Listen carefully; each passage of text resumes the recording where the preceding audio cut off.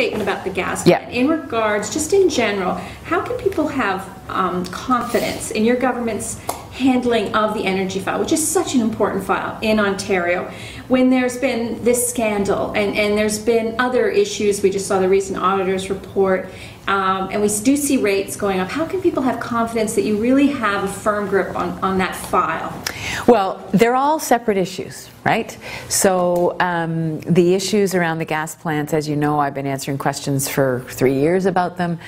We made changes in this office in terms of the retention of documents and the handling of documents, the transparency, and we worked with the Information Privacy Commissioner to make those changes. We trained all of the staff, and so, you know, we've got a different set of rules in place. And in terms of the investigation, it's been ongoing. We had no idea of the timing or whatever, but you know, now it's before the courts and it'll be dealt with.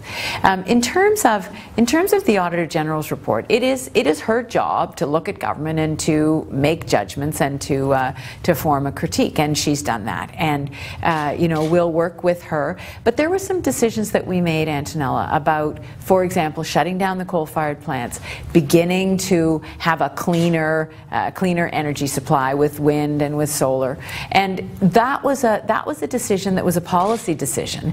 There was a cost associated with that, just like there was a cost associated with investing in transmission lines. We've upgraded 10,000 kilometers of line. We've made $12 billion of investment just in the Hydro One system. So there is a cost to the ratepayer of doing those things. But if we hadn't done those, if we hadn't upgraded the system, we wouldn't have the reliable, clean, adequate system that we've got now in terms of supply.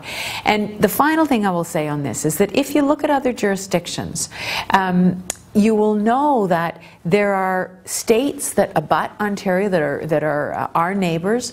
There are other provinces in the country that are going to have to go through this process. They're going to have to find a way to get out of coal, to make changes in their electricity system if they're going to reduce greenhouse gas emissions. And we've all acknowledged that we need to reduce greenhouse gas emissions. Ontario is ahead of the curve. Other jurisdictions are looking to us. And so as we make these difficult decisions, including the Hydro One decision, you know, we will have a better company at the end of that process. We will have investments in infrastructure, but you know, it's part of the whole picture of making the electricity system work better. So you don't think what's happened today has derailed your message on the energy file, that people will look at that as something that has happened in the past?